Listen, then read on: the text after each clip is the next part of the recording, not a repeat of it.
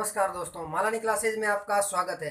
आज हम अध्ययन करेंगे लोक देवता मेहजी मांगलिया के बारे में। तो हमने पिछली क्लासों में लोक देवताओं के बारे में पढ़ा। आज हम जो पंच पीर है, रामदेव जी, हड़बू जी, पाबू जी, गोगा जी और मेहजी मांगलिया, तो मेहजी मांगलिया के बारे में हम अध्ययन करेंगे। और मेहजी मांगलिया है वो सभी मांगलिया जाति के इष्ट देव है और इन्होंने जीवन भर गायों की रक्षा की और सामान्य जीवन बिताया और इन धर्म के मार्ग पर चले। और जो है मारवाड़ के शासक है राव चूड़ा को इन्होंने तलवार भेंट की, यानी कि राव चूड़ा को तलवार भेंट की। आप युद्ध करोगे तो इस तलवार से आप विजय हासिल करोगे। और दूसरी बात है कि इन्होंने जैसलमेर के शासक राणंगदेव भाटी के साथ में युद्ध किया और वीर गति को प्राप्त हो गए। युद्ध इसलिए किया था कि गायों को छुड़ाने के लिए इन्होंने युद्ध किया था। गायें थी मुसलमानों की, इसलिए इनको पंच पीरों में सम्मिलित किया जाता है।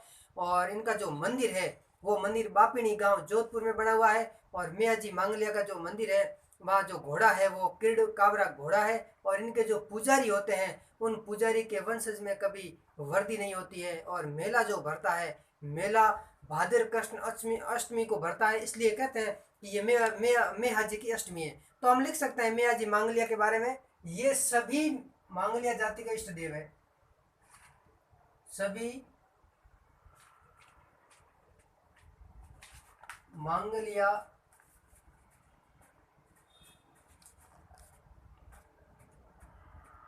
जाति के इष्ट देव, यानी ये सभी जो मांगलिया जाति है उन सभी के क्या है, इष्ट देव है। इन्होंने जो जीवन बिताया वो सामान्य जीवन बिताया है और जीवन भर गायों की रक्षा की। इन्होंने क्या की है, जीवन भर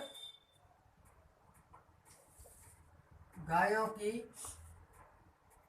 रक्षा की और धर्म के मार्ग पर चले, धर्म के मार्ग पर चले। और इन्होंने जो जीवन बिताया है वो जीवन सामान्य जीवन बिताया है, सामान्य जीवन बिताया। एक मारवाड़ के शासक हुए हैं, मारवाड़ के शासक जिनका नाम है राव सुंडा। हम लिख सकते हैं कि मारवाड़ के शासक राव चुंडा को तलवार भेंट की, खड़ग तलवार भेंट की। यानी मारवाड़ के शासक राव चुंडा को इन्होंने तलवार भेंट की। और एक शासक है जैसलमेर के शासक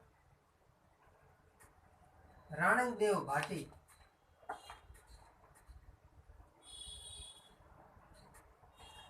के साथ, राणंगदेव भाटी के साथ युद्ध करते हुए वीर गति को प्राप्त हो गए। युद्ध करते हुए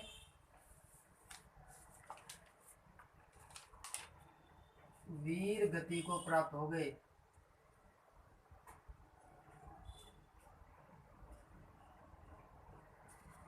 यानी कि इन्होंने गायों की रक्षार्थ युद्ध लड़ा था। और वो गाय थी, ये गाय मुस्लिम लोगों की थी, यानी मुसलमानों की थी। गाय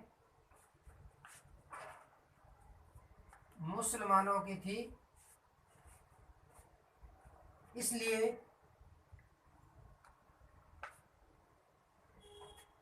इन्हें पंच पीरों में शामिल किया जाता है। इसलिए इनको पंच पीरों में शामिल किया जाता है।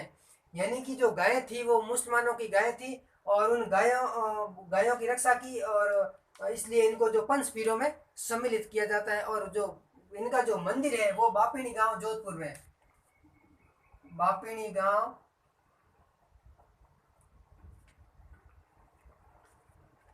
जोधपुर में इनका क्या बना हुआ है, भव्य मंदिर बना हुआ है, मेहाजी का मंदिर। और जो मेहाजी का मंदिर है, इस मंदिर में जो मेला लगता है वो मेला लगता है भाद्रपद कृष्ण अष्टमी को, यानी भाद्रपद कृष्ण अष्टमी को मेला लगता है और इसे कहते हैं मैया जी की अष्टमी। इसे कहते हैं मैया जी की अष्टमी, मैया जी की अष्टमी। ये जो मेला लगता है भाद्रपद कृष्ण अष्टमी को लगता है और इस कृष्ण अष्टमी को कहते हैं मैया जी की अष्टमी। और जो इनका घोड़ा है वो है घोड़ा किड काबरा। मैया जी का जो घोड़ा है वो घोड़ा है किड काबरा, किड काबरा इनके घोड़े का नाम है किड काबरा।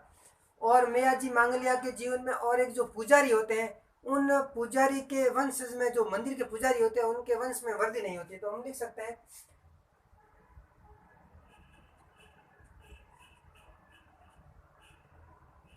पुजारी के